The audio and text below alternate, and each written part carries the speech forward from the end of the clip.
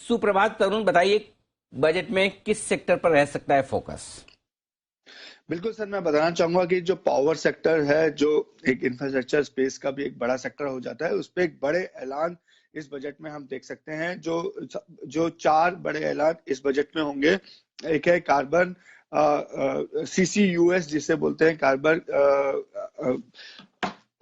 Carbon capture utilization and storage को लेकर एक बड़े ऐलान इस बजट में होंगे। साथ ही जो ग्रीन हाइड्रोजन है, उसके लिए हाइड्रोजन पंप्स को लेकर बजट के अंदर ऐलान हो सकता है।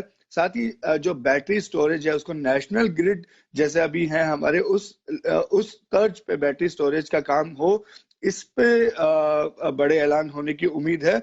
और पिछले कई सालों में हमारे देश में सोलर और विंड पे बहुत काम हुआ है, लेकिन एक जो अब कंसर्न दिखाई दे रहा है कि जब सोलर और विंड की जो शीट्स हैं, उनकी जो एज होती है वो 7 से 8 साल होती है, तब उसके बाद उनका क्या किया जाए, तो उनकी रिसाइकलिंग कैसे की जाए, उसको डिस्पोज कैसे किया जाए, इस पे भी बजट में ऐलान हो सकता है कि क्या जो स्कीम्स है, सर्कुलर स्कीम के नाम से इसका ऐलान होगा कि एक सर्कुलर स्कीम लॉन्च करी जाएगी और किन किन एरियाज में ऐसे रिसाइकलिंग प्लांट लगाए जाएं, जिससे जो सोलर और विंड की जो डिस्पोजेबल हैं, जिनको डिस्पोज करना होगा जब उनकी एज खत्म हो जाती है उसके बाद, तो उस पे कामकाज किया जा सके, उसके लिए इंसेंटिव दिया जा सके।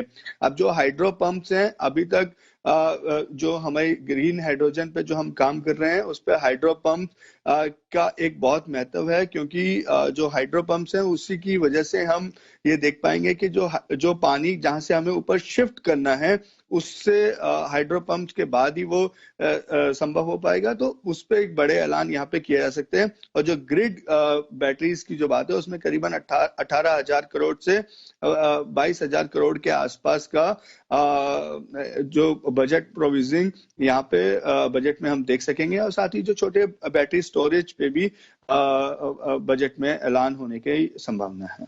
तो बजट में पावर सेक्टर को लेकर काफी ऐलान हो सकता है, और उसमें भी जो रिन्यूएबल पावर है, क्लीन पावर है, उस पर ज्यादा फोकस रहेगा। Carbon capture utilization and storage से जुड़े हुए कुछ बड़े ऐलान आ सकते हैं।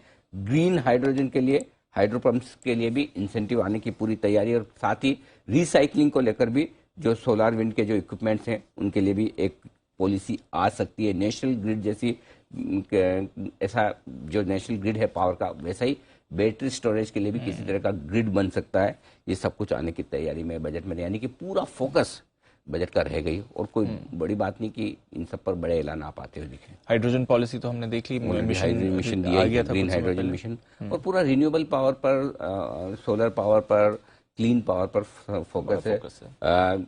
तो हाँ, बराबर तरुण पूरी सारी स्टोरीज पर फोकस किए हुए है। लेकिन तरुण से बात करके ऐसा लग रहा है तरुण का गला काफी खराब है। तरुण एक दो दिन खाली स्टोरी लिख के भेज दीजिए, नहीं भी बोलेगा चलेगा। थोड़ा रेडी हो जाइए बजट के। आई एम श्योर दिल्ली में अभी भी बहुत सर्दी है। सर सर्दी नहीं है, लेकिन यहाँ पे पॉल्यूशन की वजह से सर मोस्टली लोगों के जो गला और खांसी की प्रॉब्लम काफी ज्यादा। और आपको तो हमेशा फील्ड पर रहना होता है, तो नेचुरली कि ऐसा तो है नहीं कि दिन भर आप आराम से एयर कंडीशन स्टूडियो में हमारी तरह से बैठ के आराम से शो कर ले। तो भागना पड़ता है, तो नेचुरली पोल्यूशन से दो हाथ भी करने होते हैं। आप सेहत का ध्यान रखें, बजट के बड़े दिन के लिए एकदम चुस्त स्वस्थ मस्त होकर तैयार हो जाए। चलिए, तो ये बड़ी खबर आ रही है, पर सर देखना पड़ेगा ये development. But I think power के साथ साथ ये जो बाकी सेक्टर्स हैं, एमटार टेक्नोलॉजीज ने तो बोला था हम तो तैयार हैं इसके लिए। BHEL इसमें बड़ा काम कर रहा है, टाटा केमिकल स्टोरेज में आ रही है, L&T कम तैयार है, तो अच्छी अपॉर्चुनिटी बन जाएगी इस पूरी। बिल्कुल, तो बड़ा मौका बनता हुआ दिखेगा इस स्पेस को लेकर। इस पर थोड़ी देर में हम चर्चा